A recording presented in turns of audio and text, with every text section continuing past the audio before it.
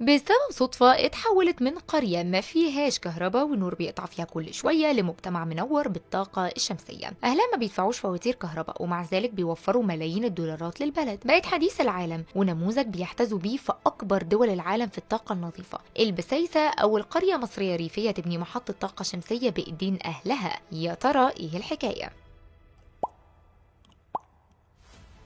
قرية بسيطة في الزقازيق تحديدا في الشرقية. البسايسة شكلها من بره عادي جدا، بيوت بسيطة وناس طيبين، لكن جواها قصة تانية خالص، حكاية تستحق انها تتكتب في كتب العالم مش بس تتحكي في مصر. قرية قدرت تسبق الزمن وتتحول من مكان بسيط بيعتمد على الكهرباء العادية لمجتمع صغير صديق للبيئة بيعتمد على الطاقة الشمسية من أكتر من 50 سنة. ورا القصة دي بقى واحد من أنبل وأشطر ولادها، الدكتور صلاح عرفة، أستاذ الفيزياء في الجامعة الأمريكية، واللي من زمان وهو بيزور قريته على طول، وكان دايما شايف ان التغيير بيبدأ من تحت، من الناس العاديين ومن الاماكن اللي ما كانش بيبص فيها حد.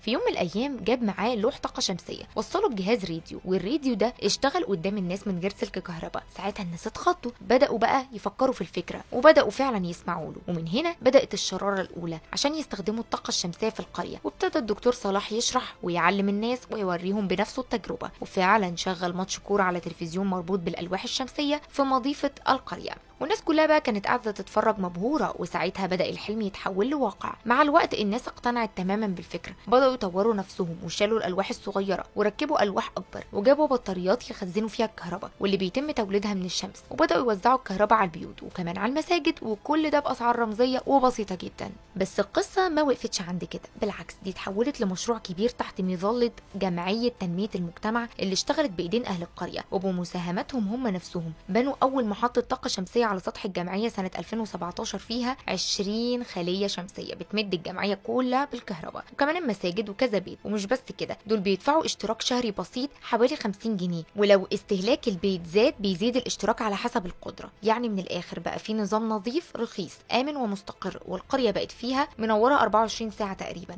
ما بقاش فيها اي قطع ولا شكاوى. وفوق كل ده وفروا مبالغ كبيره، وكل سنه كانوا ممكن يضيعوا فواتير كتيره على الكهرباء. كمان عملوا سخانات مياه شمسيه بدائيه الاول، وبعدها طوروا اكتر وسخنوا بيها مياه الجمعيه والمسجد طول اليوم من غير كهرباء ولا غاز، يعني سخانات شغاله على طول على ضوء الشمس، ومفيش بقى طبعا فواتير ولا في خطوره. وكان في كمان تجربه تانية قلبت الدنيا، وهي مشروع البوتاجاز، او بمعنى اصح تحويل فضلات الحيوانات لغاز طبيعي، واستخدموه فتره فعلا لتوصيل الغاز لبعض البيوت، لكن اتوقف بعد كده بسبب الامداد العمراني والريحه اللي بدات تضايق الناس. بس في الاخر اللي حصل في القريه دي مش بس مشروع بيئي ولا قصه نجاح محليه، دي نموذج حقيقي لتغيير ممكن يحصل في اي مكان لو في فكره واضحه وناس مؤمنه بيها. القريه اللي ما كانش حد يسمع عنها بقت نموذج عالمي للطاقه النظيفه والاعتماد على الذات، ووفرت للبلد ملايين الجنيهات في الكهرباء والغاز، وفي نفس الوقت حافظت على البيئه ومناخ نظيف لاولادها. وولادها كمان اتعلموا ان هم يشتغلوا بايديهم ويبصوا لقدام بدل ما يشتكوا. النهارده القريه دي